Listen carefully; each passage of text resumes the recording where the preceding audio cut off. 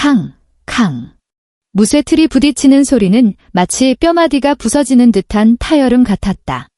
영하 15도의 서울, 칼바람이 부는 거리에서 그 소리는 유독 날카롭게 고막을 찔렀다. 강혜원은 기름때에 전 목장갑을 낀 뻣뻣한 손가락으로 뜨겁게 달궈진 붕어빵 틀을 기계적으로 뒤집었다. 프로판 가스통이 가스가 새어나가는 듯 씩씩거리며 비명을 질렀지만 파르스름한 불꽃은 비닐 천막 안으로 밀려드는 한기를 몰아내기엔 역부족이었다. 이 추위는 단순한 냉기가 아니었다. 그것은 수천 개의 바늘이 되어 소매와 옷깃, 심지어 청바지의 해진 구멍 사이를 파고들어 뼛속을 찔러댔고 무릎에 묵은 상처를 사정없이 후벼 팠다. 여기 슈크림 2개, 팥 3개요. 두툼한 가죽 장갑을 낀 손이 불쑥 들어와 500원짜리 동전 2개를 던지듯 놓고 갔다. 스테인리스 쟁반 위로 동전이 떨어지며 짤그랑, 차갑고 경박한 소리를 냈다. 네, 잠시만 기다려주세요. 혜원의 목소리는 모래를 한 줌 삼킨 듯 거칠고 갈라져 있었다. 그녀는 익숙한 손놀림으로 주전자를 들어 올렸다. 뽀얀 밀가루 반죽이 치익 소리를 내며 물고기 모양의 틀 안으로 흘러 들어갔다. 피어오르는 하얀 김이 순식간에 그녀의 속눈썹에 달라붙어 작은 물방울로 얼어붙었다. 그녀는 뿌연 수증기 너머로 길 건너편 편의점을 바라보았다. 네온 사인이 번쩍이는 유리창에는 전단지 한 장이 붙어 있었다. 길 하나를 사이에 두고 있어 글씨는 잘 보이지 않았지만 붉은색으로 적힌 실종이라는 2글자만큼은 핏자국처럼 선명하게 눈에 박혔다. 이곳은 서울의 빈부격차가 극명하게 갈리는 경계선이었다. 언덕을 따라 2km만 올라가면 택시 기사조차 함부로 경적을 울리지 못하는 평창동의 저택들이 즐비했고 반대로 200m만 내려가면 1년 내내 곰팡내와 하수구 냄새가 진동하는 그녀의 동네, 반지하촌이 나왔다. 사람을 계급으로 찢어놓는 이 잔인한 지리적 구조 탓에 겨울바람조차 속물처럼 느껴졌다.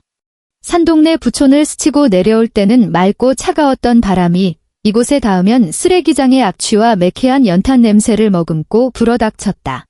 아줌마, 아직 멀었어요. 추워 죽겠네. 손님이 참지 못하고 발을 구르자 얼어붙은 아스팔트 위로 구두 굽이 닿으며 딱딱거리는 소음이 울렸다.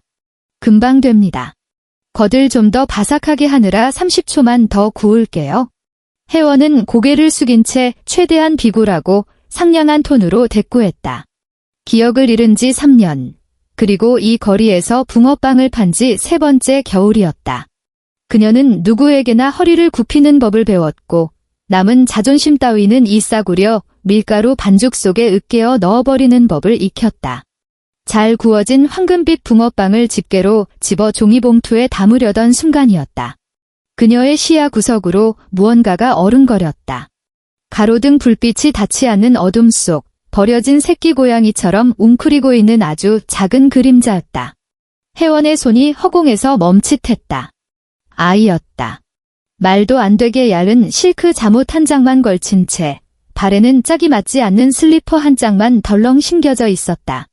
채찍 같은 겨울바람이 아이의 드러난 종아리를 사정없이 때리고 있었고 여린 살결은 이미 동상에 걸린 듯 시퍼렇게 변해 있었다.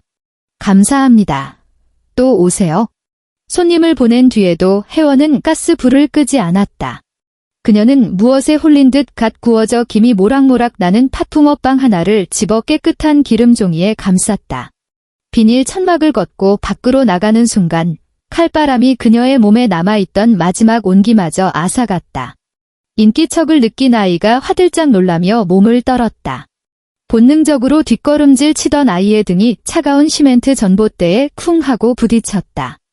혜원은 아이에게서 3걸음 떨어진 곳에 멈춰섰다. 천천히 무릎을 굽혀 아이와 눈높이를 맞췄다. 가로등의 희미한 불빛 아래 드러난 얼굴은 핏기 하나 없이 창백했지만 마치 정교하게 빚은 인형처럼 아름다웠다. 보라색으로 질린 입술, 속눈썹에 매달린 눈물은 이미 얼음 결정이 되어 반짝거렸다. 하지만 혜원의 심장을 덜컥 내려앉게 만든 건 아이의 눈이었다. 그 눈동자에는 나이에 걸맞지 않은 깊은 공포가 서려 있었다. 벼랑 끝까지 몰린 어린 사슴의 눈망울 같았다. 먹어라. 뜨거우니까 조심하고. 혜원은 붕어빵을 내밀며 최대한 부드러운 목소리를 내려고 노력했다. 안에 단팥이 꽉 찼어. 이거 먹으면 좀 따뜻해질 거야. 아이는 김이 피어오르는 종이봉투를 뚫어지게 쳐다보았다. 목구멍으로 침 넘어가는 소리가 들렸지만 아이는 치맛자락을 움켜쥔 손을 풀지 않았다. 손마디가 하얗게 질릴 정도로 힘을 주고 있었다.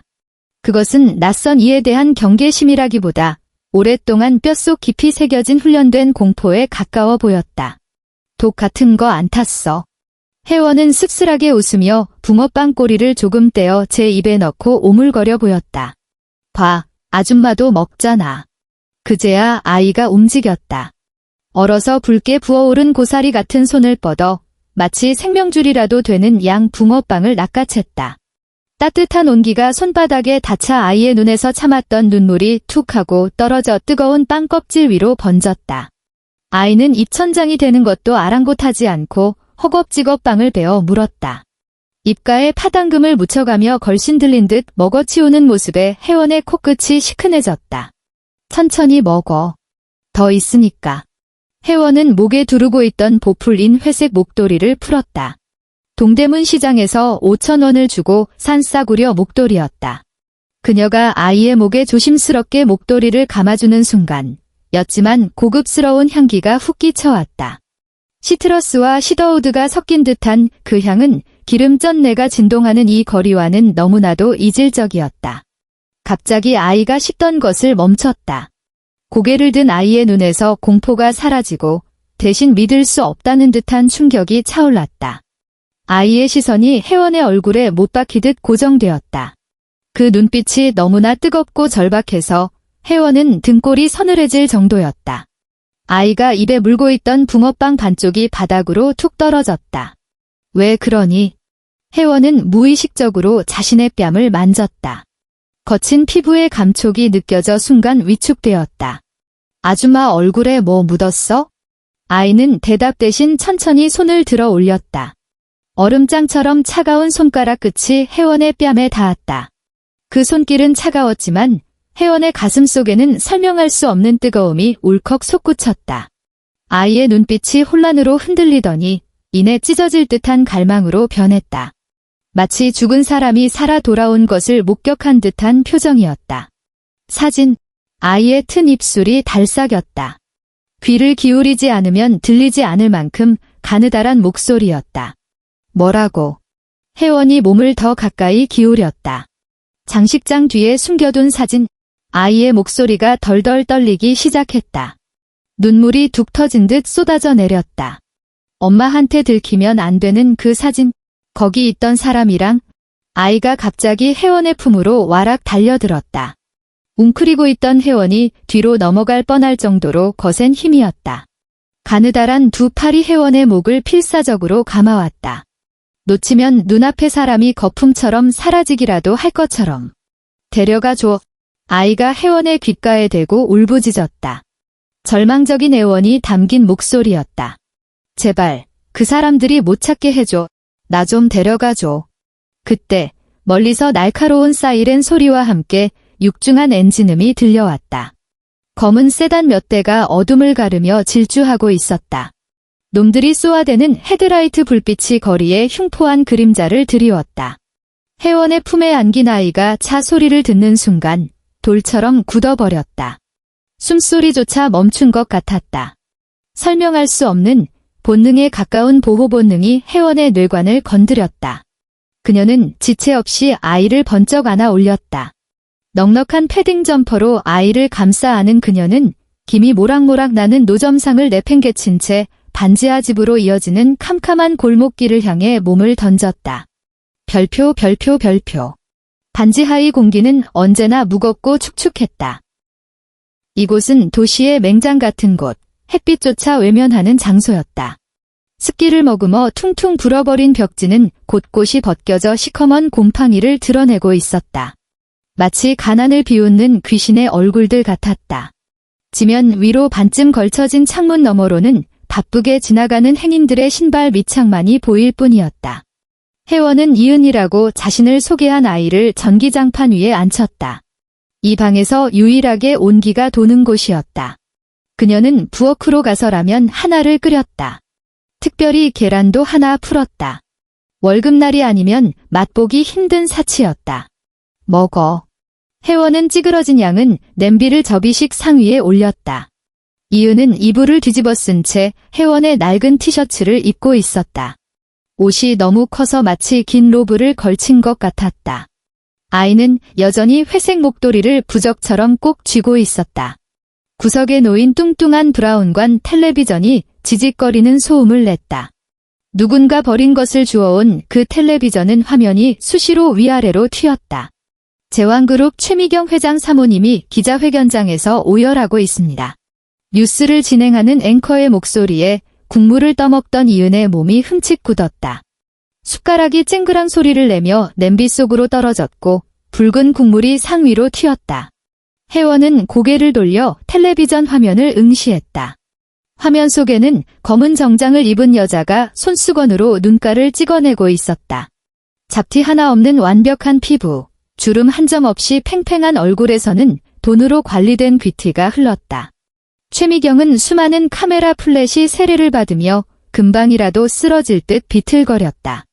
제 딸 이은이가 몸이 약해서 정신이 좀 온전치 못합니다. 이 추운 날씨에 혼자 나가서 혹시라도 아이를 보신 분은 제발 연락해 주십시오.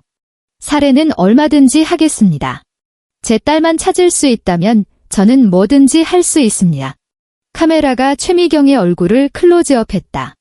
눈물 고인 그 눈동자는 자식을 잃은 어미의 비통함으로 가득 차 있었다. 거짓말쟁이. 좁은 방 안에 서늘한 목소리가 울렸다. 혜원이 고개를 돌리자 이은이 텔레비전 화면을 노려보고 있었다.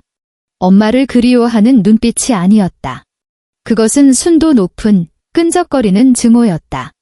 저 여자는 거짓말쟁이야. 이은이 이를 악물었다. 분노로 인해 작은 몸이 바들바들 떨렸다. 웃고 있어. 속으로 웃고 있다고. 혜원은 미간을 찌푸리며 이은의 곁으로 다가앉았다. 그리고 얼음장 같은 아이의 손을 조심스럽게 감싸 쥐었다. 이은아, 저분이 내 엄마니? 너를 찾느라 많이 걱정하시는 것 같은데 우리 엄마 아니야. 이은이 비명을 지르듯 소리쳤다. 고막을 찢을 듯한 날카로운 외침이었다. 저 여자는 악마야. 진짜 우리 엄마 사진도 다 태워버렸어. 아빠 앞에서는 천사처럼 굴지만 아빠가 없을 땐 아빠만 없으면 말을 잇지 못하고 숨을 헐떡이던 이은이 공포에 질린 눈으로 티셔츠 소매를 걷어 올렸다. 혜원은 헉 하고 숨을 들이켰다. 하얀 팔 안쪽 여린 살결 위에 시퍼런 멍 자국들이 지도처럼 퍼져 있었다. 옷을 입으면 보이지 않을 교묘한 위치였다. 꼬집힌 자국, 바늘로 찌른 듯한 붉은 점들, 그리고 손톱으로 후벼판 듯한 반달 모양의 흉터들이 질비했다. 말 안 들어서 그렇대. 내가 병이 있어서 치료하는 거래. 이은의 눈에서 굵은 눈물방울이 뚝뚝 떨어져 상처 위를 적셨다. 언니, 제발 나 보내지 마우. 거긴 지옥이야. 진짜 지옥이라고. 아이의 상처를 들여다보던 혜원의 머릿속에서 날카로운 통증이 폭발했다. 기억을 잃은 뒤로 생긴 고질병이었다. 감정이 격해지거나 특정 장면을 목격하면 녹슨 톱으로 뇌를 켜는 듯한 두통이 찾아왔다. 눈앞에서 파편화된 기억들이 성광처럼 터졌다. 끼익, 타이어가 찢어지는 소리. 유리가 박살나는 굉음. 뒤집히는 세상. 그리고 시야를 가득 채우는 붉은 피. 혜원아, 도망쳐. 꼭 살아야 해. 누구지? 누가 말하는 거야? 혜원은 터질 듯한 머리를 감싸 쥐었다. 손톱이 두피를 파고들었다. 귓가에 맴도는 그 목소리가 너무나 익숙해서 심장이 칼로 도려내지는 듯 아팠다. 언니, 왜 그래? 이은이 고통스러워하는 혜원을 보며 겁에 질린 표정으로 손을 뻗었다. 혜원은 거칠게 숨을 몰아쉬며 식은땀을 흘렸다. 고개를 들어 흐릿한 시야로 이은을 바라보았다. 순간 이은의 앳된 얼굴 위로 기억 속의 그 얼굴이 겹쳐졌다. 피투성이가 된 채 자신을 밀어내던 여자의 얼굴. 소름 끼칠 정도로 닮아 있었다. 아, 아니야, 괜찮아. 혜원은 떨리는 손으로 주머니에서 진통제 통을 꺼내 알약 2개를 입에 털어넣었다. 물도 없이 삼킨 약의 쓴맛이 혀뿌리에 퍼지자 정신이 조금 돌아왔다. 창밖으로 분주한 발소리가 들려왔다. 잠옷차림의 여자아이 못 봤습니까? 최미경이 푼 사냥개들이었다. 검은 양복을 입은 경호원이라기보다 깡패에 가까운 사내들이 빈민가를 이잡듯 뒤지고 있었다. 이곳까지 들이닥쳐 이은을 발견한다면 텔레비전 속 저 여자의 권력으로 볼 때 자신은 꼼짝없이 유괴범으로 몰릴 것이 뻔했다. 하지만 이은의 팔에 새겨진 저 끔찍한 상처들을 본 이상 아이를 그냥 내보낼 수는 없었다. 적어도 연기를 하는 저 여자에게는 절대 보낼 수 없었다. 이은아. 혜원이 깊게 심호흡을 하며 결의에 찬 눈빛을 했다. 아빠 어디 계시는지 알아? 저 여자 말고 집에서 널 지켜줄 수 있는 사람 없어? 이은이 잠시 멍하니 있다가 눈동자에 희미한 희망의 불빛이 스쳤다. 할아버지. 회장 할아버지. 할아버지가 계실 땐 저 여자도 날 못 건드려. 근데 할아버지는 본체에 사셔서 만나기가 힘들어. 좋아. 혜원은 자리에서 벌떡 일어났다. 옷장에서 가장 두툼한 솜누비 점퍼를 꺼냈다. 누군가 버린 것을 주워온 옷이라 촌스러웠지만 보온성 하나는 좋았다. 할아버지한테 가자. 집으로 가는 게 아니라 널 지켜줄 사람을 찾아가는 거야? 별표. 평창동으로 향하는 버스는 구불구불한 산길을 힘겹게 기어올랐다. 히터를 틀어놓은 버스 안은 젖은 우산 냄새와 땀 냄새가 뒤섞여 텁텁했다.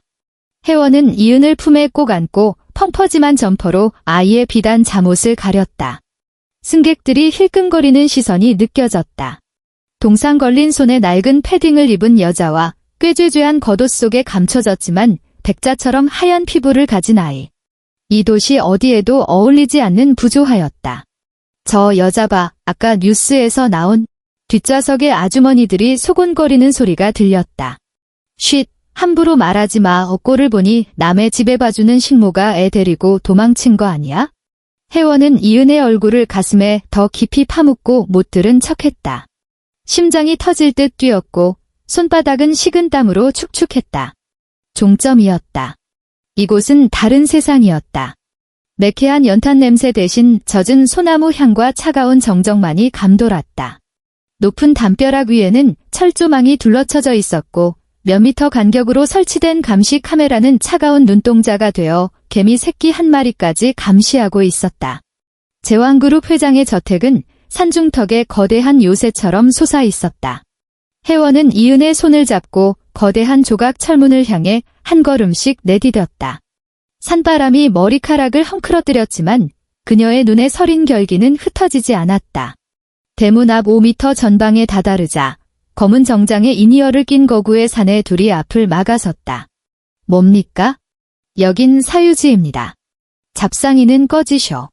왼쪽 경호원이 혜원을 위아래로 훑어보며 경멸 섞인 어조로 말했다. 마치 치워버려야 할 쓰레기 봉투를 보는 듯한 눈빛이었다. 사람을 데려왔. 혜원의 말이 채 끝나기도 전에 등 뒤에 숨어있던 이은이 고개를 빼꼼 내밀며 기어 들어가는 목소리로 불렀다. 나야. 경호원들의 표정이 순식간에 굳어졌다. 사라진 손녀딸을 알아본 것이었다. 하지만 다음 순간 그들의 반응은 혜원의 예상을 완전히 빗나갔다. 오른쪽 경호원이 거칠게 이은의 팔을 낚아채 혜원에게서 떼어냈다. 이은이 비명을 지르며 발버둥 쳤다. 이거 놔. 할아버지 볼 거야. 놓으라고. 조용히 하세요, 아가씨. 사모님이 아가씨 때문에 피가 마르십니다. 경호원은 이은을 짐짝처럼 제압하더니 혜원을 향해 흉흉한 눈빛을 번뜩였다. 당신 뭐야? 애한테 무슨 짓을 한 거야? 뭐 하는 짓입니까? 애 아프잖아요. 혜원이 이은을 되찾으려 달려들었다. 꺼져, 미친 여자가. 왼쪽 경호원이 혜원의 어깨를 거칠게 밀쳤다. 어마어마한 힘이었다. 혜원은 중심을 잃고 얼어붙은 시멘트 바닥으로 나동그라졌다. 무릎이 바닥에 찝는 순간 바지가 찢어지는 소리와 함께 끔찍한 통증이 밀려왔다. 손에 들고 있던 종이봉투가 허공으로 날아가 눈밭에 처박혔다. 남은 붕어빵 몇 개가 흙바닥에 뒹굴었다. 으리으리한 저택 앞에서 그것들은 너무나 초라하고 더러워 보였다. 이 여자, 유괴범으로 넘겨. 경찰 올 때까지 잡아두고. 경호원이 무전기에 대고 차갑게 말하며 바닥에 떨어진 붕어빵을 구두굽으로 지식였다. 그것은 혜원이 손을 대어가며 하나하나 뒤집어 구운 빵이었다. 이 차가운 도시에서 그녀가 목숨처럼 지켜온 자존심이었다. 그것이 지금 값비싼 가죽 구두 밑창에 깔려 검은 흙탕물 속으로 으깨어지고 있었다. 아, 아니야. 우리 언니야. 이은이 울부짖으며 혜원에게 가려 했지만 경호원의 악력에 꼼짝도 할 수 없었다. 혜원은 일어나려 안간힘을 썼지만 무릎의 통증 때문에 다시 주저앉았다. 그때였다. 거친 몸싸움 중에 목에 걸고 있던 낡은 은색 목도리가 끊어졌다. 챙그랑. 목걸이 펜던트가 바닥에 떨어져 경호원의 발치로 굴러갔다. 그것은 평범한 펜던트가 아니었다. 세월의 흔적으로 가장자리가 닳아 구릿빛이 드러난 타원형의 낡은 로켓이었다. 충격으로 인해 로켓 뚜껑이 툭 하고 열렸다. 그 안에는 빛바랜 작은 사진 한 장이 들어 있었다. 머리를 맞대고 환하게 웃고 있는 두 명의 젊은 여자. 그중 한 여자의 목에는 지금 바닥에 떨어진 것과 똑같은 목걸이가 걸려 있었다. 그 순간 굽이진 산길을 돌아온 자동차의 헤드라이트 불빛이 대문 앞을 대낮처럼 밝혔다. 검은색 마이바흐 한 대가 미끄러지듯 멈춰섰다. 뒷좌석 문이 열리고 백발이 성성한 노인이 지팡이를 짚고 내렸다. 주변의 공기마저 얼어붙게 만드는 압도적인 위압감. 대한민국 경제를 쥐락펴락하는 제왕그룹의 회장이었다. 무슨 소란이야. 집구석 잘 돌아간다. 회장의 목소리는 낮았지만 천둥처럼 묵직한 울림이 있었다. 경호원들이 사색이 되어 허리를 90도로 굽혔다. 회장님, 아가씨를 찾았습니다. 그런데 이 여자가 혜원은 눈밭에 엎드린 채 덜덜 떨리는 손을 뻗어 떨어진 로켓을 집으려 했다. 회장은 가늘게 눈을 뜨고 바닥을 기고 있는 여자를 내려다보았다. 흙투성이가 된 얼굴, 헝클어진 머리카락, 남루한 옷차림. 하지만 고개를 들어 자신을 올려다보는 그 여자의 눈동자를 마주한 순간 회장의 표정이 딱딱하게 굳어졌다. 그리고 그의 시선이 여자의 손에 들린 열려있는 로켓 사진에 꽂혔다. 할아버지. 이은이 찢어질 듯한 비명을 지르며 멍해진 경호원의 팔을 뿌리쳤다. 아이는 회장에게 달려가는 대신 바닥에 쓰러진 혜원의 몸 위로 몸을 날려 덮었다. 마치 거구의 사내들로부터 그녀를 보호하려는 듯이. 우리 엄마야. 이은이 바닥에 쓰러진 혜원을 가리키며 악을 썼다. 아이의 손가락은 다시 열려진 로켓 펜던트를 향했다. 칼바람 속에 떨리는 목소리였지만 그 외침만은 비수처럼 또렷했다. 사진 속 엄마랑 똑같이 생겼잖아. 이 아줌마가 진짜야. 저 여자는 가짜라고. 가짜란 말이야. 죽음 같은 정적이 흘렀다. 마른 나뭇가지를 스치는 바람 소리만이 휘잉 귓가를 때렸다.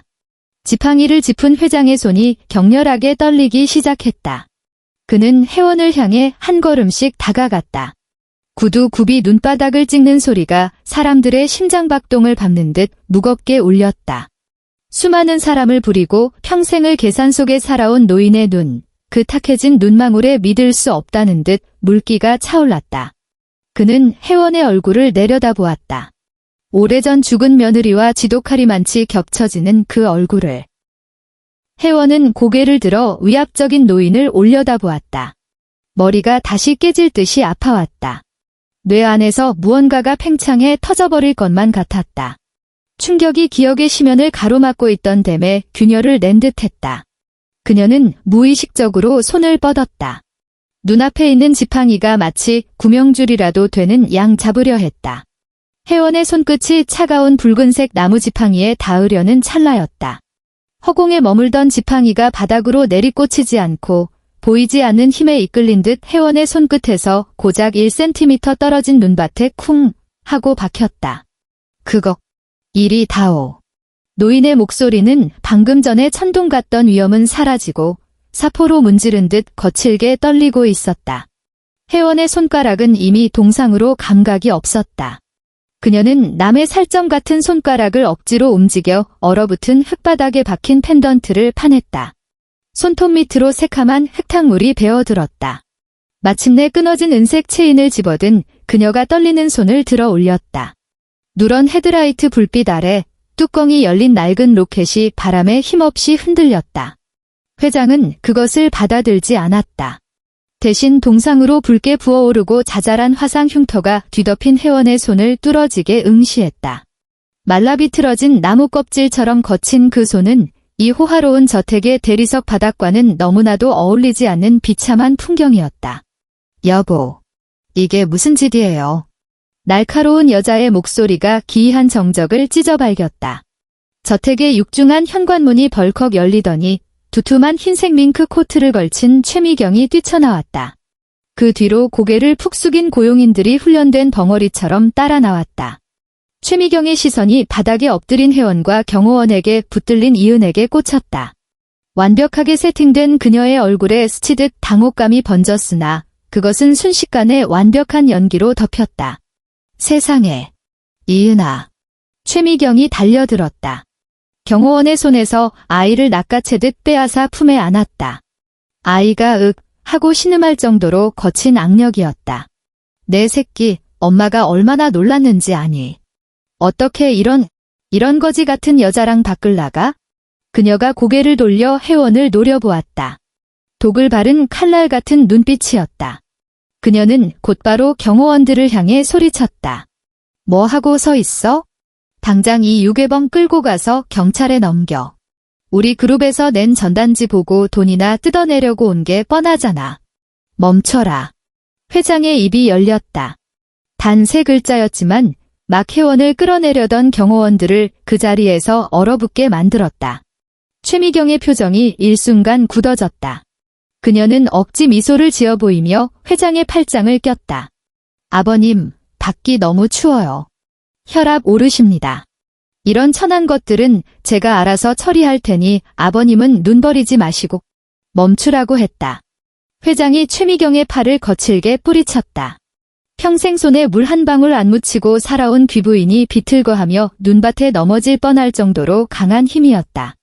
노인은 무릎 관절이 뚝뚝 소리를 내는 것도 아랑곳하지 않고 허리를 굽혔다. 그리고 직접 손을 뻗어 회원의 더러운 손바닥 위에 놓인 펜던트를 집어들었다. 엄지손가락이 사진 가장자리에 새겨진 이제는 거의 마모되어 보이지 않는 작은 글꼴을 문질렀다. H&Y, 회원과 연수. 먼저 보낸 큰며느리와 그녀가 그토록 찾아 헤매던 여동생의 이니셜이었다. 안으로 들여라. 회장이 허리를 펴며 말했다.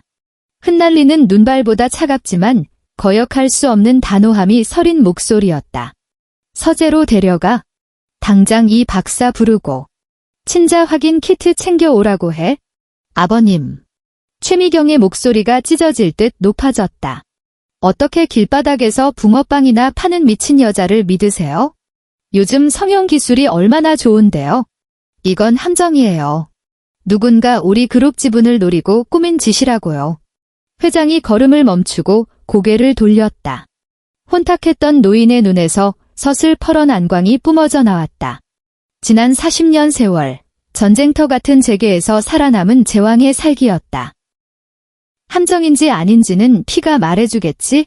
결과가 나오기 전까지 저 아이 털끝 하나라도 건드리는 놈은 회장이 지팡이로 바닥을 쿵 내리찍었다. 이 세상에서 지워버리겠다. 별표. 서재의 난방은 훈훈했지만 회원은 눈밭에 있을 때보다 더한 한기를 느꼈다. 모든 것이 비현실적으로 거대했다. 한쪽 벽을 가득 채운 통유리창, 운동장만 한 붉은 원목 책상, 그리고 벽에 걸린 대형 유화. 그림 속에는 단아한 여자가 갓난아기를 안고 성모처럼 웃고 있었다. 이은의 엄마. 그리고 펜던트 속 사진에 있던 또 한 사람. 가죽 소파 끝자락에 앉은 회원의 몸이 덜덜 떨리기 시작했다. 몸이 녹으면서 찾아온 오한이었다. 무릎의 상처는 대충 소독했지만 신경을 갉아먹는 듯한 통증은 멈추지 않고 뇌를 쑤셔댔다. 이 박사라 불리는 50대 남자가 들어왔다. 무태 안경을 쓴 그는 감정 없는 기계처럼 움직였다. 금속 가방에서 고무줄을 꺼내 혜원의 팔뚝을 묶었다. 주먹 쥐세요. 건조한 목소리였다. 혜원은 시키는 대로 주먹을 쥐었다. 추운 곳에서 험한 일을 하느라 혈관이 깊이 숨어버린 탓에 의사는 몇 번이나 손등을 두드려야 했다. 차가운 알코올 솜이 스치고 날카로운 바늘이 살을 뚫고 들어왔다. 검붉은 피가 튜브를 타고 체혈병으로 흘러 들어갔다. 혜원은 그 붉은 액체를 멍하니 바라보았다. 순간 녹슨 톱날이 뇌를 썰어내는 듯한 그 끔찍한 두통이 다시 덮쳐왔다. 혜원아, 내 손잡아. 뒤집히는 차체. 산산조각 나는 앞 유리창. 피투성이가 된 언니가 필사적으로 그녀를 차 밖으로 밀어내고 있었다. 살아야 해. 꼭 살아서 아빠를 찾아. 그 사람한테 전해. 혜원은 고통에 신음하며 허리를 굽혔다. 양손으로 머리를 감싸 쥐었다. 목구멍 깊은 곳에서 짐승 같은 울음이 터져나왔다. 왜 그러느냐? 책상 뒤에 침묵을 지키며 앉아있던 회장이 벌떡 일어났다. 머리가 깨질 것 같아요. 혜원은 거칠게 숨을 몰아쉬었다. 식은땀이 등줄기를 타고 흘러내렸다. 파편처럼 흩어져 있던 기억들이 더 이상 흐릿한 잔상이 아니었다. 둑이 터진 홍수처럼 뇌세포 하나하나를 강타하며 밀려 들어왔다. 붕어빵 리어카 위에 버려두었던 가난과 기름 냄새에 파묻혀 있던 과거가 피가 빠져나가는 속도만큼이나 선명하게 되살아났다. 그녀는 강혜원이었다. 태성건설 전 회장 강태성의 딸이자 언니 강현수의 하나뿐인 혈육. 그리고 그날의 사고는 단순한 사고가 아니었다. 브레이크가 파열되기 직전 그녀는 분명히 들었다. 언니의 통화 너머로 들려오던 최미경의 섬뜩한 웃음소리를. 모든 기억이 제자리를 찾았다. 그것은 안도가 아니었다. 영혼을 태우는 듯한 증오였다. 체혈 끝났습니다. 이 박사가 바늘을 뽑고 솜으로 지혈했다. 회장님, 급행으로 돌리면 4시간이면 결과 나옵니다. 가보게. 이 일에 대해 입 뻥끗이라도 했다간 뒷일은 자네가 더 잘 알겠지? 회장이 손을 휘저었다. 육중한 서재문이 닫히고 방 안에는 노인과 혜원, 단둘만이 남았다. 혜원이 천천히 고개를 들었다. 눈빛이 달라져 있었다. 방금 전까지 보이던 밑바닥 인생의 비굴함과 공포는 온데간데 없었다. 그 자리에는 죽음의 강을 건너온 자만이 가질 수 있는 서늘한 정막만이 감돌았다. 그녀는 벽에 걸린 언니의 초상화를 바라보았다. 눈에서는 소리 없이 눈물이 흘러내렸지만 입꼬리는 비틀려 올라가며 서글픈 냉소를 그려냈다. 많이 늙으셨네요, 회장님. 혜원의 입이 열렸다. 거리에서 소리를 지르느라 쉬어버린 목소리였지만 그 어조는 소름 끼칠 정도로 차분했다. 회장의 몸이 휘청했다. 지팡이를 짚은 손이 다시금 떨려왔다. 너, 지금 나를 뭐라고 불렀느냐? 예전에도 그러셨죠. 언니 손잡고 처음 인사드리러 왔을 때 첩의 딸이라며 눈길 한 번 안 주셨잖아요. 혜원은 무릎의 통증을 무시하고 꼿꼿하게 일어섰다. 마치 한 그루의 대나무처럼. 근본 없는 핏줄은 비단 옷을 입혀놔도 티가 난다고 하셨죠. 노인의 눈에서 기어이 눈물이 주르륵 흘러내렸다. 그 말은 7년 전 그 밀실 같던 회장실에서 오직 그와 그 당돌했던 처제, 단둘이 있을 때 내뱉었던 독설이었다. 혜원아, 정말 너로구나. 노인이 비틀거리며 다가오려 했다. 오지 마세요. 혜원이 한 걸음 뒤로 물러섰다. 차가운 거절이었다. 사고 났을 때 재조사해달라고 그렇게 빌었는데 회장님은 그룹 주가 때문에 집안 망신시키기 싫어서 덮으셨죠.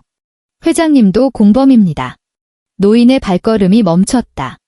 얼굴 가득 회한과 고통이 번졌다.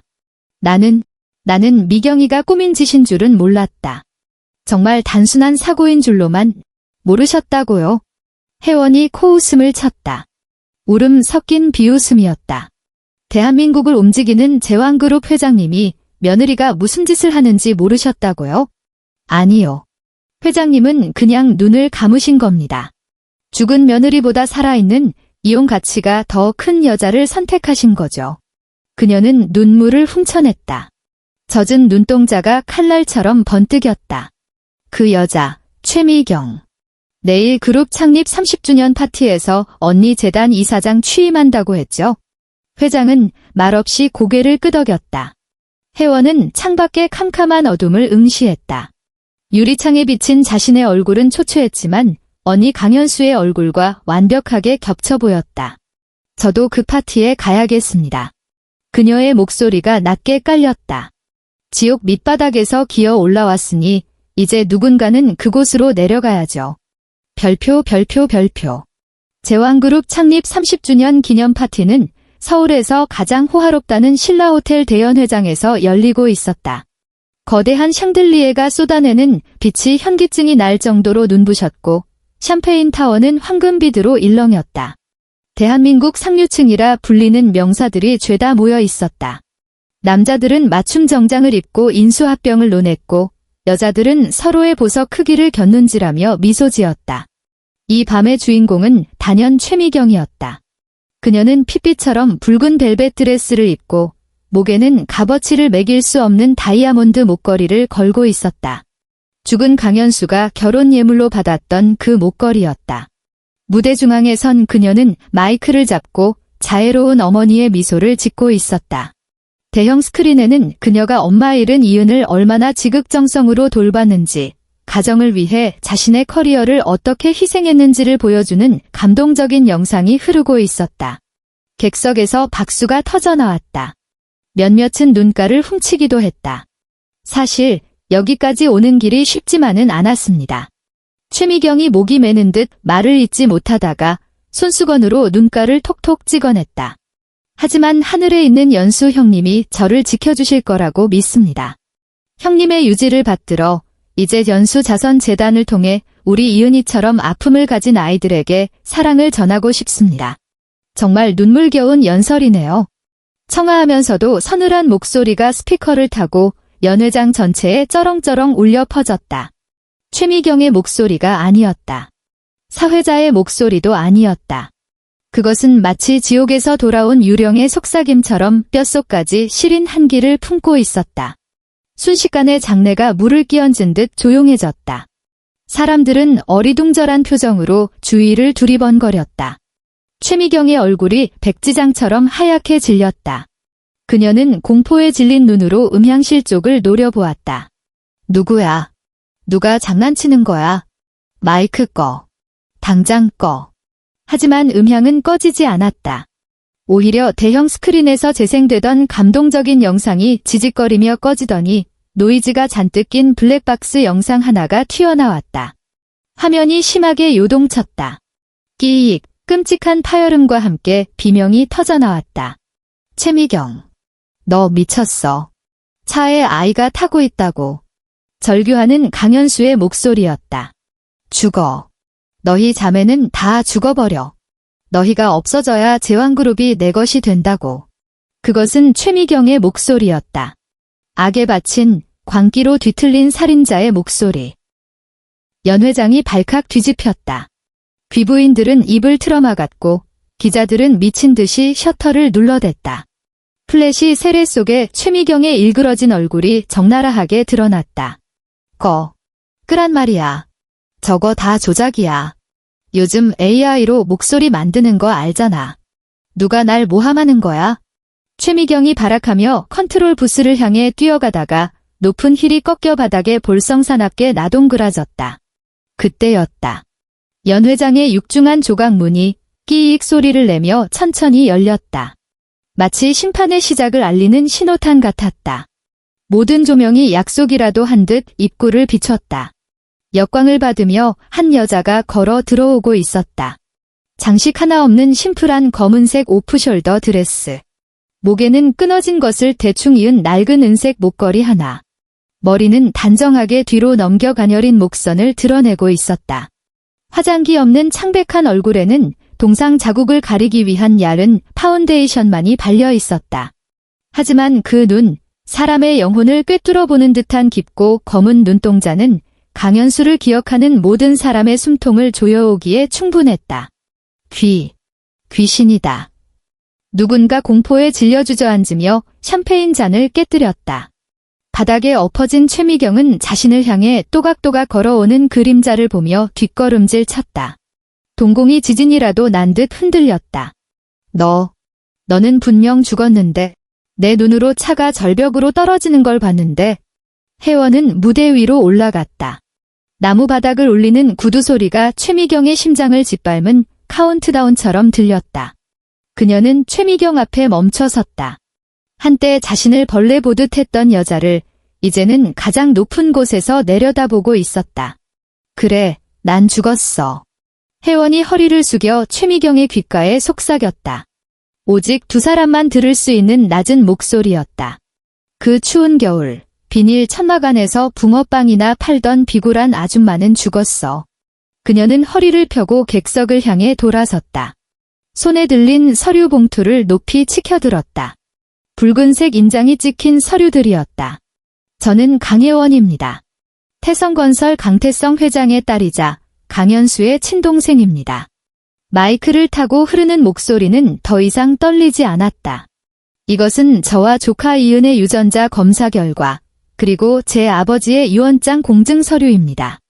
유언에 따라 제가 제왕그룹 최대 주주의 유일한 법적 대리인임을 선포합니다. 혜원은 서류 뭉치를 최미경의 면전에 내던졌다. 하얀 종이들이 눈송이처럼 흩날리며 최미경의 붉은 드레스 위를 덮었다. 마치 장례식의 국화꽃처럼. 최미경, 내 연극은 끝났어. 그녀의 말이 떨어지기가 무섭게 연회장 측면 문이 열리며 제복을 입은 경찰들과 검사들이 들이닥쳤다. 최미경 씨, 7년 전 살인 교사 및 최근 아동 학대 혐의로 긴급 체포합니다. 차가운 수갑이 찰칵, 다이아몬드 팔찌를 찬 최미경의 손목을 조였다. 안 돼. 난 억울해. 아버님, 저 좀 살려주세요. 제가 제왕그룹 며느리예요. 최미경이 발버둥치며 헤드 테이블을 향해 소리쳤다. 하지만 가장 상석, 회장의 자리는 비어 있었다. 텅 빈 의자만이 그녀의 몰락을 묵묵히 지켜볼 뿐이었다. 최미경이 질질 끌려나갔다. 그녀의 비명은 복도 끝으로 멀어지며 연 회장의 무거운 침묵만을 남겼다. 혜원은 현기증을 느꼈다. 자신을 지탱하던 분노라는 이름에 아드레날린이 빠져나가자 다리가 후들거리고 위장이 뒤틀렸다. 그때 작고 따뜻한 손이 그녀의 차가운 손가락을 감싸 쥐었다. 내려다보니 이은이었다. 하얀 드레스를 입은 아이는 천사 같았다. 아이가 고개를 들어 혜원을 바라보았다. 그 큰 눈망울에 더 이상 공포는 없었다. 오직 깊은 신뢰와 사랑만이 담겨 있었다. 이모. 이은이 작게 속삭이며 혜원의 손등에 얼굴을 비볐다. 우리 집에 가자. 이모라는 그 한마디가 3년 동안 꽁꽁 얼어붙어 있던 혜원의 심장을 단숨에 녹여버렸다. 혜원은 수백 개의 시선도 값비싼 드레스가 구겨지는 것도 아랑곳하지 않고 털썩 주저앉아 상처투성이인 아이를 와라 끌어안았다. 참았던 눈물이 터져나와 이은의 어깨를 적셨다. 그래. 혜원이 물기 어린 목소리로 대답했다. 세상에서 가장 다정한 목소리였다. 집에 가자. 별표. 3개월 후. 제왕그룹 본사 1층 로비. 대한민국에서 가장 바쁘다는 비즈니스의 중심지. 수천 명의 엘리트 사원들이 최고급 정장을 입고 바쁘게 오가는 이곳 대리석 바닥 한가운데 도무지 어울리지 않는 물건 하나가 떡하니 자리를 잡고 있었다. 군데군데 찌그러진 낡은 붕어빵 리어카였다. 가스불이 씩씩거리고 무쇠틀이 달그락거리는 소리가 경쾌하게 울렸다. 스타벅스 커피 향을 압도하는 달콤하고 고소한 팥 냄새가 로비 전체를 점령하고 있었다. 회장님, 이번 분기 재무 보고서입니다. 비서실장이 붕어빵을 뒤집고 있는 혜원에게 공손히 결제판을 내밀었다. 혜원은 몸에 딱 맞는 세련된 정장 위에 곰돌이가 그려진 앞치마를 두르고 있었다. 그녀는 익숙하게 한 손으로 서류를 받아 들고 훑어보더니 맨 아래에 시원하게 사인을 휘갈겼다. 재무팀에 전해요. 한부모 가정지원 사업 예산 20% 더 증액하라고. 그녀는 말을 하면서도 집게로 잘 구워진 붕어빵을 집어 종이봉투에 담았다. 네, 알겠습니다. 비서실장이 웃음을 참으며 물러갔다. 난 슈크림으로 주세요. 명랑한 목소리가 들려왔다. 학교 가방을 맨 이은이 깡충깡충 뛰어오고 있었다. 혈색이 돌아 발그레한 볼, 살이 올라 통통해진 얼굴로 아이는 반달 눈웃음을 짓고 있었다. 방금 나온 거라 뜨거워. 호호 불어 먹어. 혜원이 웃으며 이은에게 붕어빵을 건네고 삐뚤어진 교복 리본을 바로잡아 주었다. 이모가 만든 게 제일 맛있어. 이은이 크게 한 입 빼어 물며 오물거렸다. 로비를 오가는 직원들은 이 기이한 풍경에 이미 익숙한 듯 미소 지으며 지나갔다. 거리의 노숙자에서 그룹의 회장이 된 전설적인 여자. 그녀는 이 리어카를 버리지 않았다. 그녀는 말했다. 이것은 뼛속까지 시리던 그 추위를 영원히 잊지 않기 위해서라고. 그리고 가장 어두운 반지하 방이라도 가슴속에 작은 불씨 하나만 품고 있다면 언젠가는 반드시 봄이 온다는 것을 보여주기 위해서라고. 통유리창 너머로 서울의 긴 겨울이 끝나가고 있었다. 눈이 녹은 자리 위로 따스한 햇살이 쏟아져 들어와 김이 모락모락 나는 붕어빵 리어카를 환하게 비추고 있었다.